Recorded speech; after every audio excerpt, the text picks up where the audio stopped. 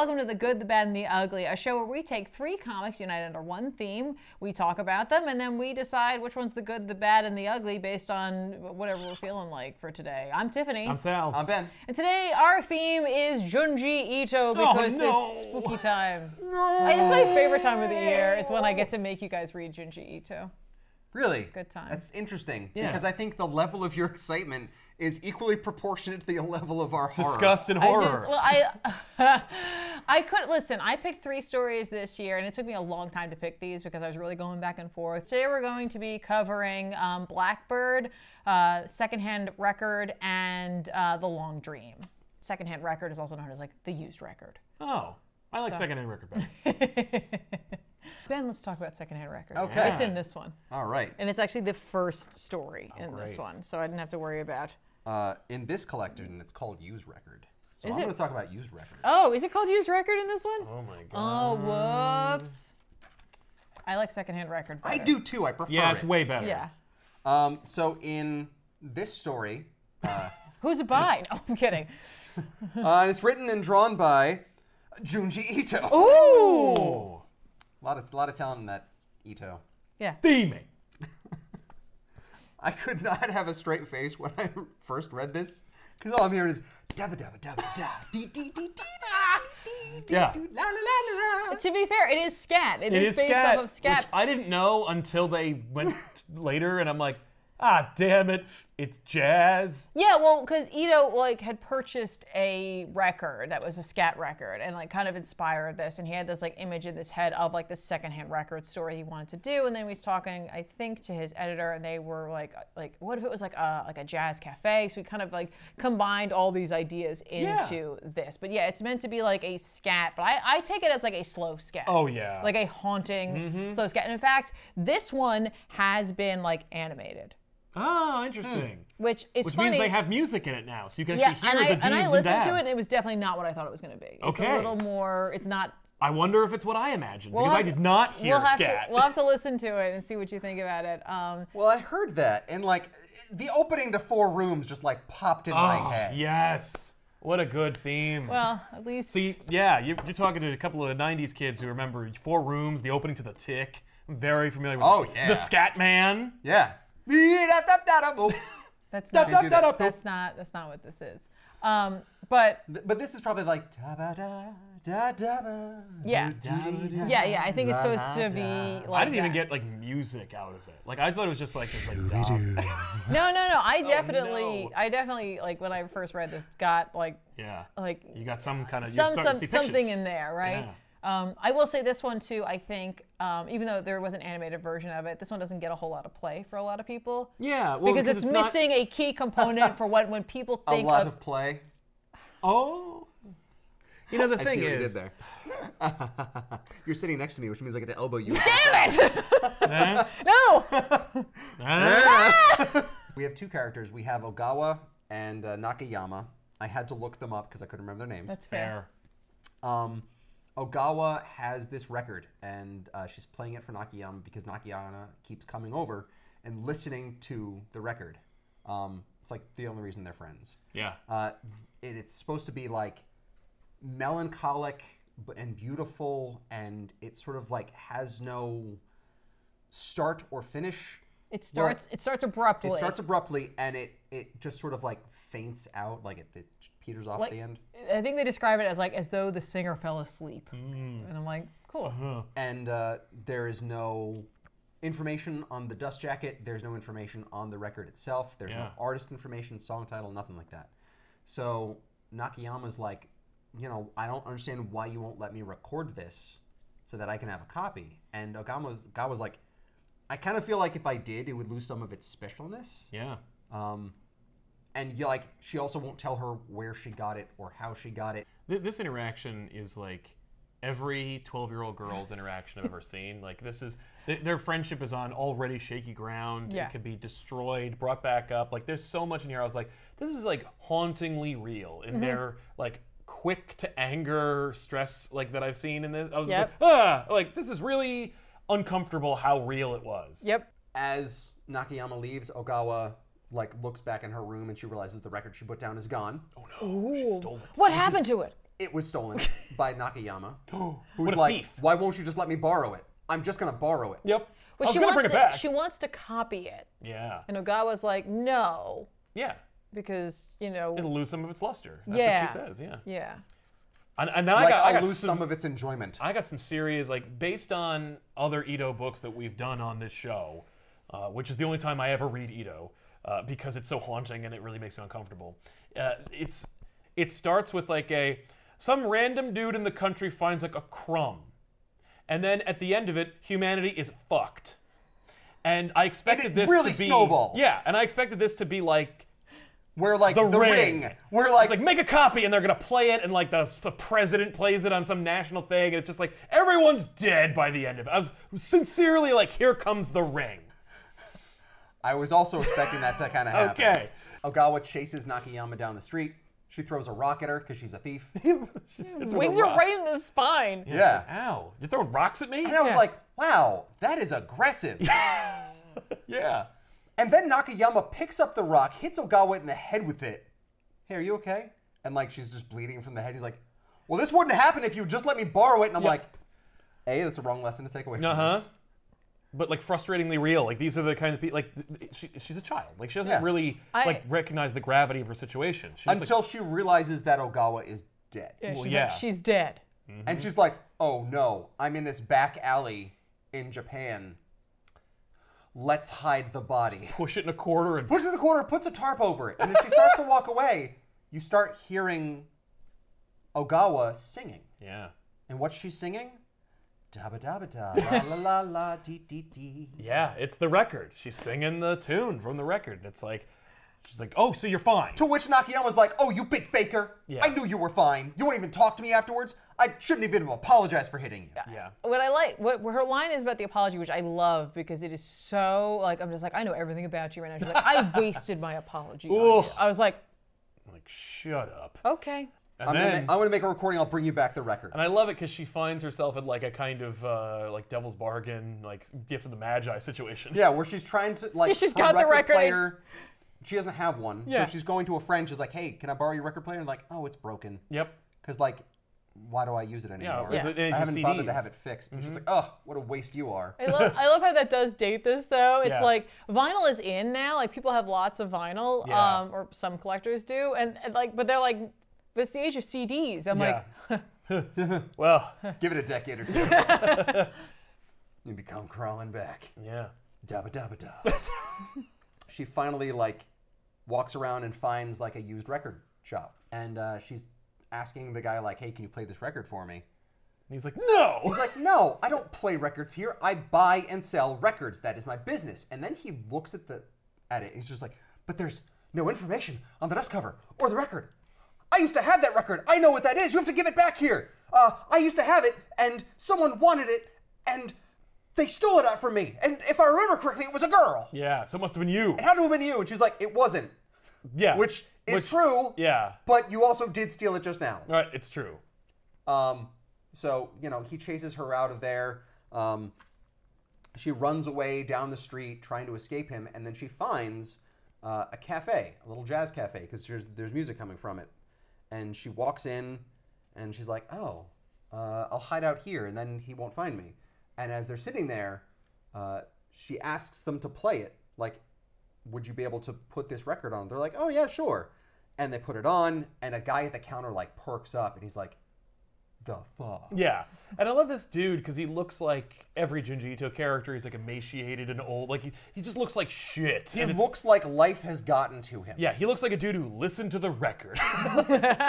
Yeah, he's like, "You understand, I needed to hear this one more time. Yeah. Otherwise, I was going to die." Right? Like Life was already being drained out. yeah, he must Something have like listened that. to it like 30 years ago. It's like, I just barely got it out of my system, and now it's back.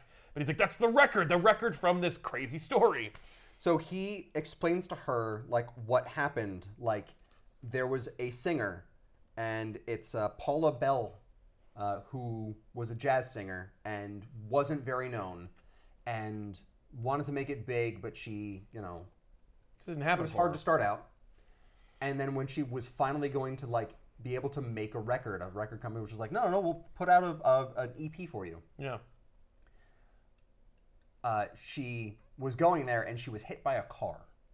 And instead of being like, well, I'm just going to die, like the people in the studio like came out to see if she was all right, and she's like, just bring me inside and let me record. Yeah. It's the one thing I want to do before I die. So they're like, okay, well, that's your last wish. Let's do it. Yeah. And they bring her inside and they put her down in front of the mic and she just dies. And they're like, oh, well, that was sad. And then after she dies, she starts singing. Yep. So they're just like, I guess she's alive, but she doesn't have a heartbeat, so we don't know what's going on. And then in the middle of it, someone's just like, hit the record. And then she sings her song, and then it slowly peters out as she dies at the end. And that is the story of Paula Bell. And there was only one recording, but a few of the employees must have made a pressing from it. Yeah. So that is the infamous like Paula Bell scat record. So he and the cafe owner are like, ooh. So like, I can't believe it. It's here. And the cafe owner's just like, so it's very rare and a collector would pay a lot for it? And they like look at her and she's like, okay, well, thanks. I'm going to take my record and go now. Yeah. Okay, bye now. And leave. She leaves the record cafe being like, okay, well, at least I know what's going on now. I can name it. And as she leaves, like the dude who like knew what record it was, not the cafe owner, but the other guy, is following her. And she's like, oh no, he wants to steal the record. I better leave. And then she runs into the record store owner, who also chases her. And she hides out where? Where her dead friend Ogawa is. Oh, it's the same spot. Ugh. It's like you're just being led back to this area. Yeah. And she hides around the corner, and the record store owner's like, oh, you think you can hide under a tarp? You're such a child. Right. And he pulls it off, and he's like, that's a dead body! I was not expecting to see that today, I'll be honest with you. It's so rare. So as she's like hopping over the wall, she sees the creep from the jazz cafe, like in her face. And she screams, because she's holding the record in her mouth, and it drops, and he goes, well, you dropped it. I guess you don't want it anymore. I'll just take it off your hands. Bye. And she falls and like hits logs that the tarp had originally been covering. And the logs like fall and crush her, and she dies there. And the used record store owner's like, oh my God, this is terrible. The logs might have crushed the record. Yeah, he's concerned that the record is damaged. He doesn't give two craps about her. No. So, like, he starts to, like, climb the wall to try and find out, and then he hears her singing. And he's just like, okay. And the cafe... The patron? The patron. Yeah. It's just like, there it is. It's the song of the afterlife. As he's listening to, like, Nakayama sing her final song. And Ogawa. Yeah, they both sing. Like, she starts, and then the friend joins in right at the end. I didn't notice that part! Oh, fuck! Oh, that's creepy. So there's this woman in a hospital bed, and she is crippled with fear of her own demise. Yeah, she's freaking out. She's freaking out. Her name is Mommy, and she is, it's revealed that she's in a hospital bed, and she's just constantly tormented by the idea that she's going to die. There's someone that tries to get into her room, and she screams bloody murder, and we see the next day she is met by her doctor, her physician, the attending doctor of the neurosurgery ward, Dr. Kuroda. Yes. And Dr. Kuroda is our protagonist for this story. Kuroda, I'm a white guy from Jersey, it's gonna be Kuroda. But Dr. Kuroda is attending to Mommy, and he's just like, look, we're fighting your illness. It turns out that she has a terminal illness. It's heretofore not explained what the illness is, but that it is, she's expected to succumb to it eventually. Yeah, and she's like, you have to cure me. I don't want to just die. Exactly, because she doesn't want to not exist. That's her whole thing. She's like, I don't want to not exist. I don't want to, succumb to the utter annihilation of nothingness. I don't want to face the sweet oblivion of death. That's right, exactly. But then she mentions that the god of death came to visit her last night. So she's like, you have to fix me. The god of death is coming. Like, he came here and he scared the shit out of me, and yeah. So Kuroda's like, no. Yeah, and the other doctor's like, what? Exactly. I love the other doctor. The other doctor's great because he's just like, huh? He's just there to react. Yeah, he's probably like in training. Right? He's like, he's what doing about his residency? Yeah. That's it. Yeah, and he's like, what about the other one? What about the other interesting person you have to attend? And he's like, ah, yes. That's right. There's not much is known about this guy, but I will share the particulars about him. His name is Tetsuro Makoto, and Tetsuro is plagued by the long sleep, or the long dream. I want to point out one other thing. I think Kuroda mentions that it's like, oh, the guy, yeah, he's like, it wasn't the god of death. It wasn't the god of death. It wasn't the god of death. It was that guy. He's a different patient. My other patient. No, I wouldn't worry about him. Yeah, I wouldn't worry about him. The literal man who's creeping around my hospital and poking in on women's wards. I would not worry about him. He's fine. He's fine. He's restless. Makoto is plagued by what he calls long dreams. The idea that when he falls asleep, he dreams for an extended period of time. And not like, I've been dreaming the whole night. He feels like he feels like he says the last dream I had was a month long. Yeah, well, first it started out like a day. It felt like it was a day. Yep. And then it felt like a couple of days. And he's like, what? Yeah. He's just like, so it means that like when you wake up, you feel like you've lived that amount of time that you were dreaming in your own dream, but in reality you dreamt like a normal night's sleep. Yeah, like try to remember yesterday as if it was a week ago. Exactly, and that's the kind of experience he's having. And he says like, that's kind of cool, and Makoto is like, no it's not, because sometimes I have nightmares, and that means I'm living a nightmare for like 3 days. Yeah, he doesn't, and like honestly he doesn't really believe it. Oh, Dr. Kuroda? Yeah. No. Like he's like, no, he's like, that's cool. He's like, oh, okay, sure. What a weird thing. What a weird thing that you think you're having. Exactly. And he's like, no, man, it's not, and I'm freaking out because sometimes I have nightmares and they go on forever, and they're getting more unpleasant and ugly as they go. And so he's like, well, how long are they now? And he says, the last one I had was basically a year long. And he's like, okay. Dr. Kuroda just has this look on his face like, a year, and he's like, dude, like Makoto's like, dude, please. No, you probably like thought it was a year. Yeah, exactly. Like the narrative of your dream, they don't really get into it specifically, which I really appreciate. It's just kind of like, this is the concept. The concept is, I feel like I have these long dreams. I feel like I'm having long dreams, and each time that I dream, it's longer than the last time, and so... So what happens when they just continue? Exactly. Like what... Like exponentially. And fix this. Yeah. Like both these patients of this terrible doctor are like plagued by this existential dread, and they want escape from it. Yes. And yeah, so that's the situation. So he's like, all right, well, observe me the next time I do it. So he's like, all right. So Kuroda observed Makoto, and so he watches him, and like at some point during his sleep, I guess he enters REM sleep, and he starts freaking out, like just twitching and stuff. And he's like, okie dokie. So he opens up his eye, and his rapid eye movement is just off the charts. Yeah. And he's experiencing tremors, and he's having significant brain activity going on because he's hooked up to like an echocardiogram and whatever. And so he immediately wakes him up, and he's like, Makoto, were you dreaming? And he's like, where am I? What year is it? Like, what day is it? You were admitted yesterday. He's like, admitted? Oh, yeah, that's right. I remember, like, being admitted in a hospital. It was a year and a half that has passed during that dream that you woke me from. Which I find, like, messed up because, like, if he had been allowed to sleep the whole night, how much longer would it have been? Kuroda's like, okay, I buy it. Like immediately, this is weird. And as he's talking to the other doctor, he's also like, look, his body is starting to show signs. Yes. So this is where we get into like some of the nightmares. He's like, sometimes, like, sometimes I'm having a nightmare where like I'm a soldier and I'm running from the enemy, and sometimes I'm trapped in like an exam hell where I'm studying for a test and I'm like cramming for. He did like 9 years of exams. And it's like, what the? I like the one where he spent, I think, 8 years looking for a bathroom. Yeah. I was like, oh. Yeah, we've all had that dream. But I really like that because those are all dreams. I mean, not for the 8 years. There's another key thing that's happening. Oh, and it's his body is changing. Yeah. I wouldn't even say that it's aging. It's changing. That's what they say here. He says he is evolving beyond humanity. Yeah. And I guess it's because he's living so much longer. But he takes his like attending physician, and he's like, his appearance is changing. He's like, well, explain. And then we get the explanation. It's like, holy shit. Just a straight up new man. He's becoming a mutant.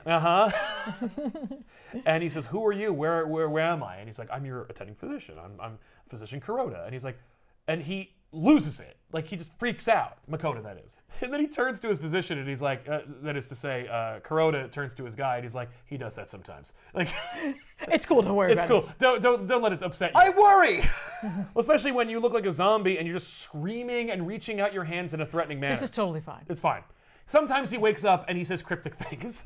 Sometimes he shows you how you will die. Yeah. It's fine. But this time, Makoto awakens and he says, "Where's mommy? My wife, mommy." Yeah, not where's his Not mommy. where's my mommy, but mommy. But they're like, huh? And mommy. he says, "We've never been apart in several thousand years since we were married." And then he goes, "Right!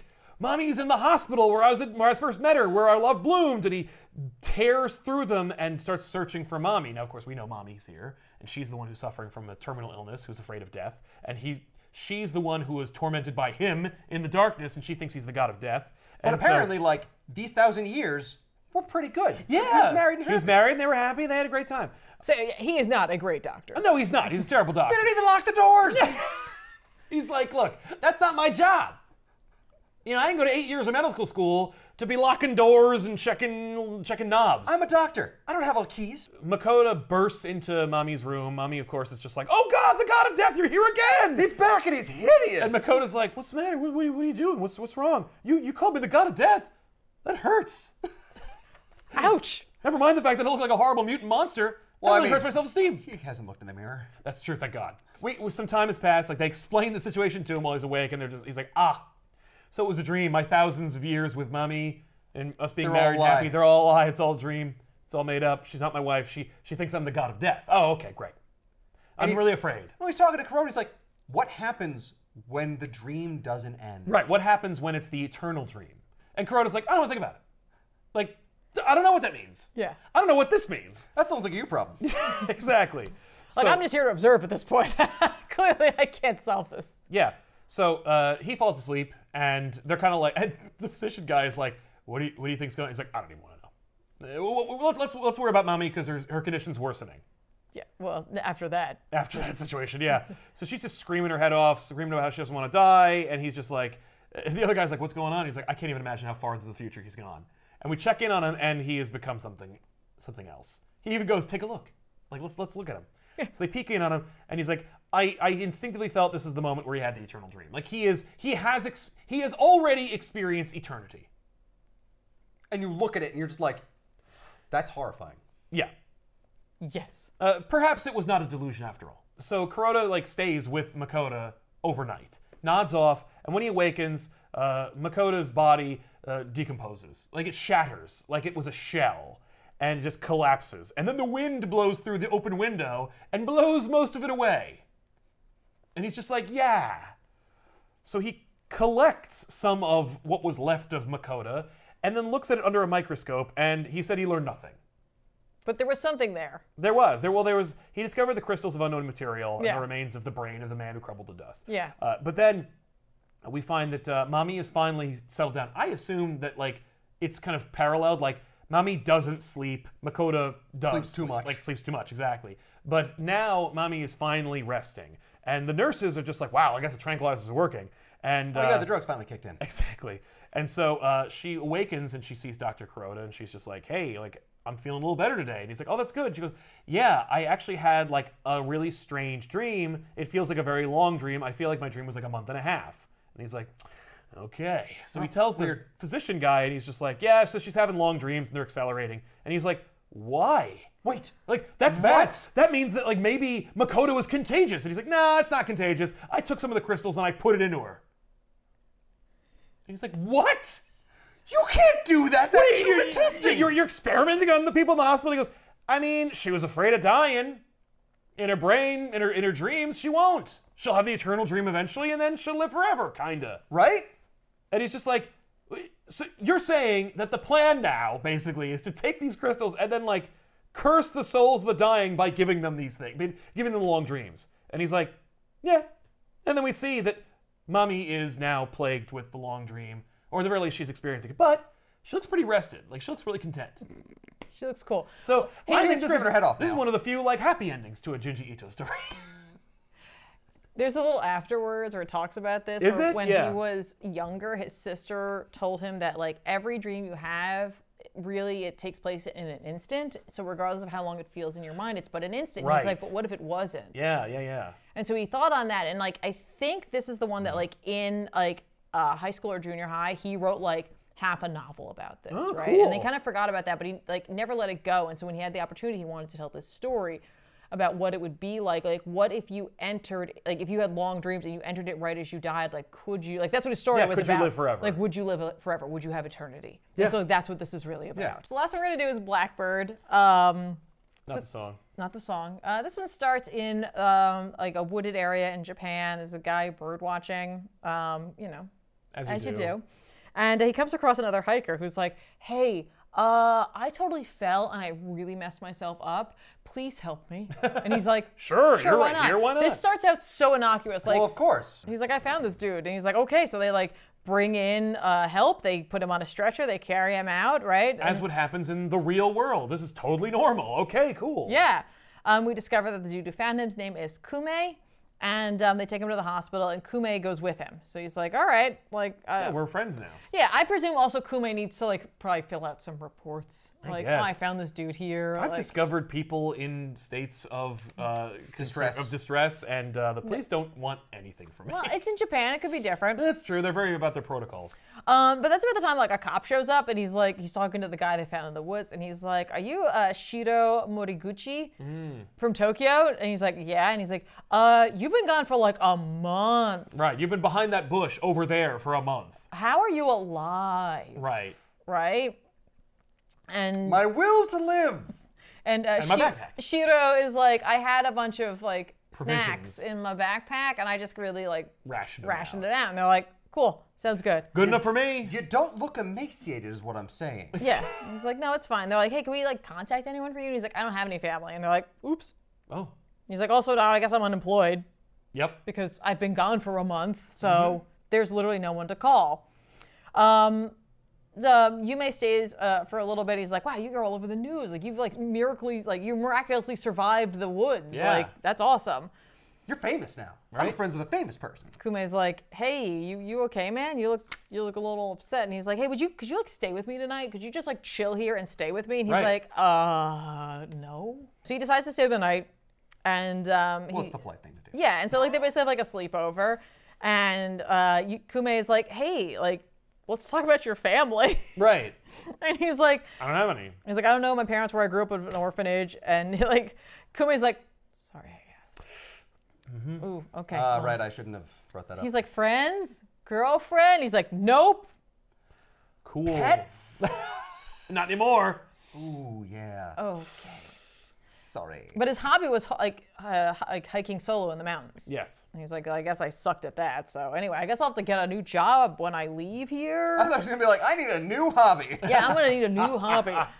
But like Kume's cool about it. And he's like, you know, like maybe I know some people. I don't know. So he goes to sleep. And when they both fall asleep because like time has passed, right? And it's nighttime, like lights out everywhere. And like Kume wakes up because he hears this sound.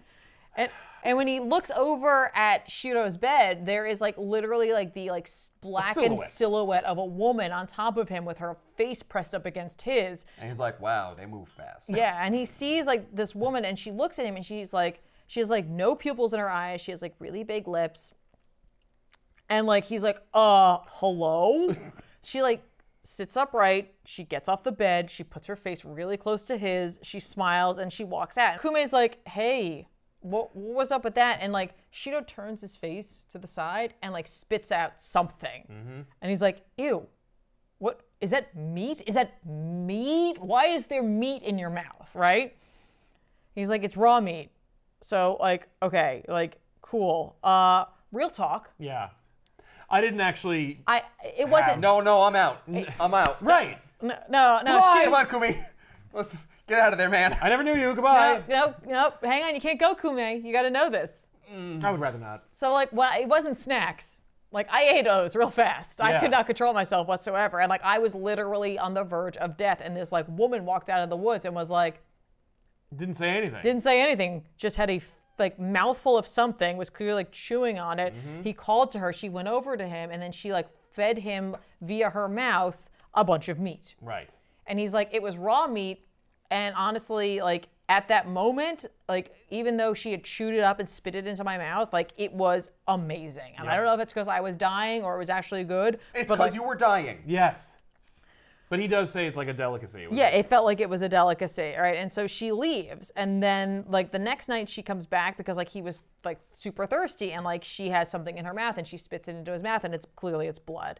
And he's like, all he cared about was the fact that he was still alive, and this just kept happening. And he's like, I kind of thought after I was rescued she would just stop coming, but apparently not so much. Kume's looking at the meat, and he's like, well, I wonder what kind of meat it is. And he's like, I don't know. I would like to not know. But like, I feel like I shouldn't have eaten it. Yeah. And I'm like, I mean, Cool. there's a lot of reasons why you should definitely feel like that. Yes. So now it's the next night. Like Shiro decides, like, I guess I'll stay for a little while. Right. And so Keep an like eye on you. the next night he hears the exact same thing, right?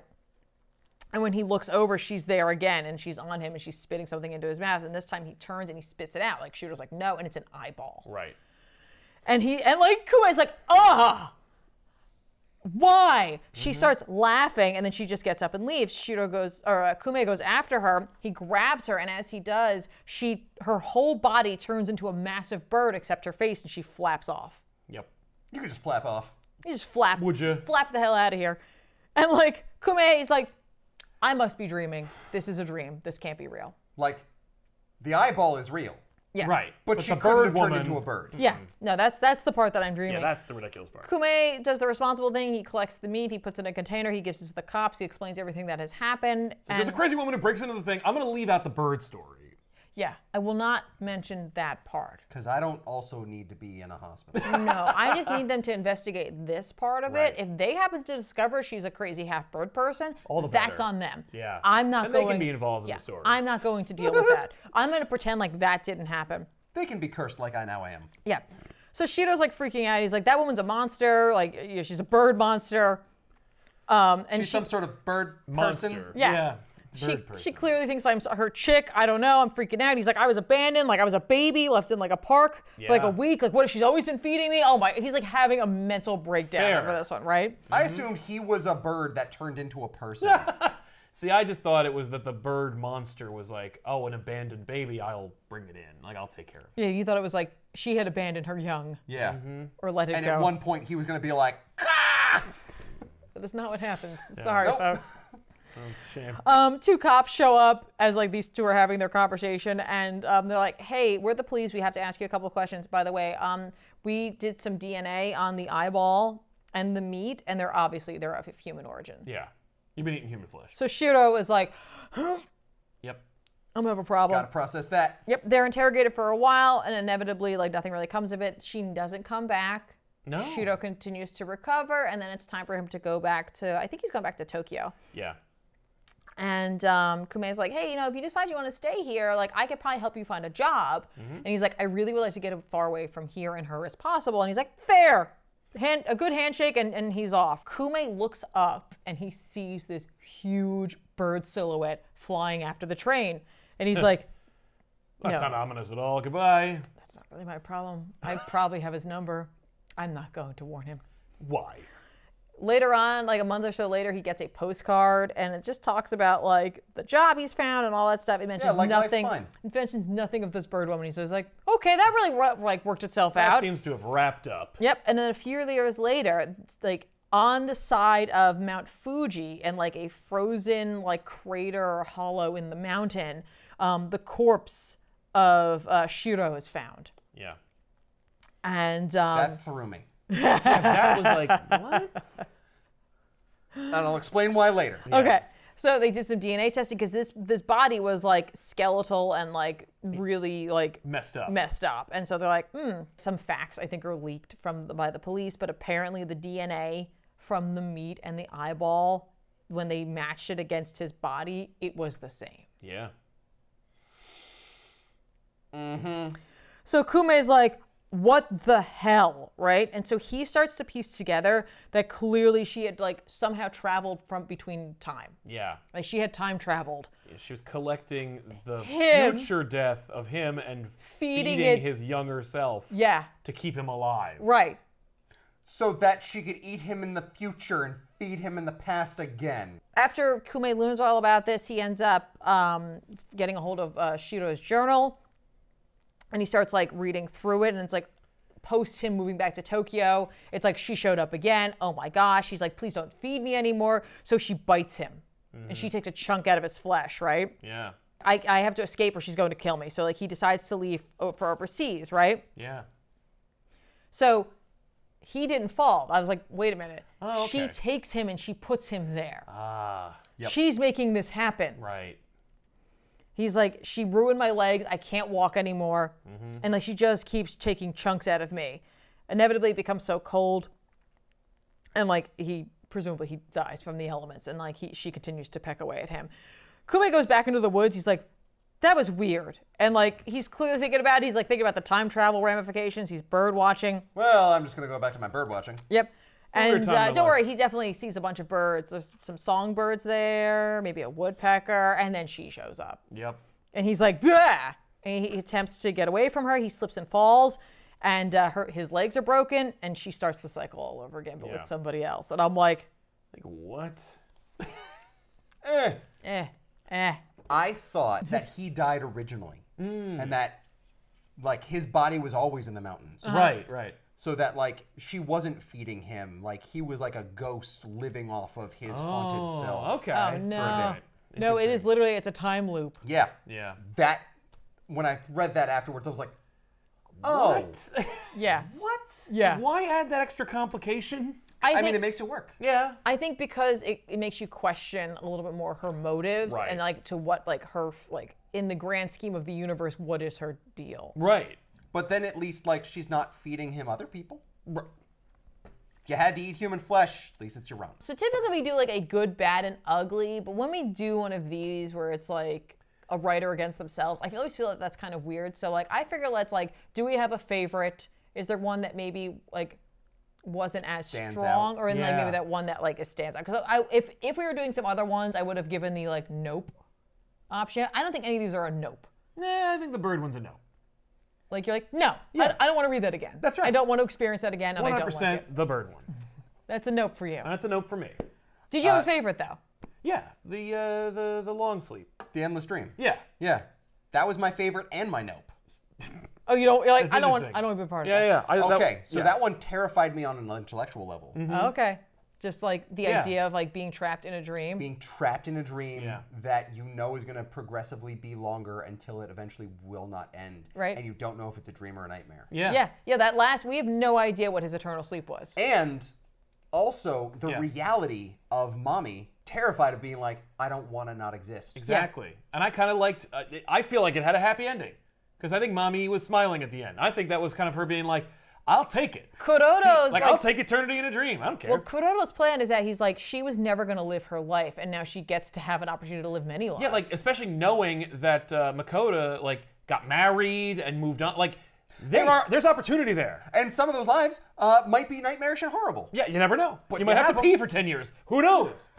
Honestly, if you want to get into it a little bit more, I think that the classic tenets of it, like, I'm surprised there wasn't a tooth falling out for 10 years kind of idea. But I think those were like the growing pains of his evolution, where it's like I'm experiencing a new form of humanity, and I'm like shedding the like vestiges of the like traditional hallmarks of sleep and dream as a human. Like I had like I'm going to dream for years, and I dreamed about like exams and like being in a battle and stuff like that. But eventually he shed that. Like eventually once he broke free of that, he was able to like live a normal life and like have a marriage and a family or whatever he was doing. But that was... He said he was with her for thousands of years and they were married. That's all the description is. But he desperately wanted it back. So like that was a good time. Because there was not a day in those 1,000 years that they were apart. Exactly. And suddenly he was. Yeah, but also I think like after that, like he moved to the next level. You know, where it's like I got like heaven basically. I was like I had eternal reward, and now it's something new. Now it's like the next level of my evolution. Oh. And but watching Makoto allowed him to be like Makoto's experience was horrifying because he didn't know what was happening. You know. Yeah. But with Mommy, she wants it in some way. Like she doesn't know that she's been put through it, but she's not like, it's torture and I hate it. Like, we would know if it was torture and she hated it because Junji Ito doesn't shy away from telling you that someone doesn't like what they're experiencing. Literally in the Meat one, someone says, I don't like this anymore. I don't want you to do this anymore. Like, people say what they feel in these books. Yeah. And I feel like that was one of those things where I'm like, okay. Kuroda's able to control that experience. Well, I think once you get down that, like, that pathway, that you probably can't stop it. I would say that the indicator that she is happier is that, like, she stopped her screaming. She screams throughout the entire story until we get to that point like, where, like, fix me. Yeah, like, until she somehow found peace. Right, and I think she does. I think maybe because she's more willing, even if she was an unwilling participant, like, she certainly, because she's more attuned to that idea, like, she'll have a sort of smoother transition to eternity than Makoto did. There are levels in the endless sleep that I enjoy and am terrified by. Absolutely. No, and I think you should be. It's meant to be terrifying. But although the ending for me, it fell flat. I was just like, you would curse the souls of these people? I mean, like, that's just... Well, again, just that guy. Don't forget, we're also dealing with it's translated to, like, so it may not be a word for word. Especially in that one, I noticed that, like, that guy's... Yeah, but he just the dialogue's a little more, like, superficial. And the record one's pretty good, too. I have no problem with the record. That's my favorite. That's fair. The record one was cool. And here's why that's my favorite. Please. Because I much like you guys are having, like, and I love the deep dive conversation about Long Dream, because I do believe that it warrants that conversation for sure. I think Ito brings up a lot of questions and like, you know, sleep is something we all experience. Right. You know, for the most part, dreams are something that most people experience. That's why I like the record one so much, because death is an inevitability for everyone, and it's something that most people don't really want to think about, right? And to see a whole bunch of people, like, almost entranced by a siren's call from death.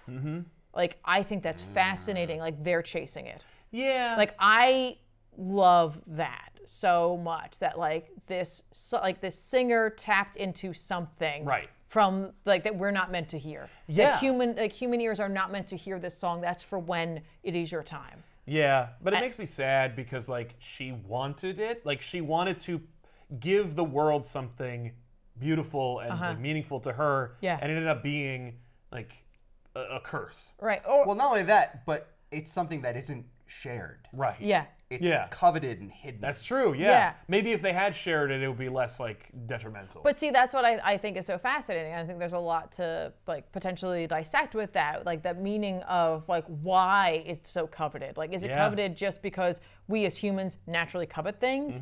Or is it coveted because we feel as though, like, we'll find some secret in it about death to either prevent it? Or is it, like, so welcoming? Right. That, like, the idea is there's nothing to fear. And so, like, once you hear it, like, you need that. It's like a blanket. It's like a security blanket. That's true. It's like, I really like that story a lot. I don't know why. Like, I remember reading it, but, like, it's the first one in this book. And I'll say, like, this about this book in particular.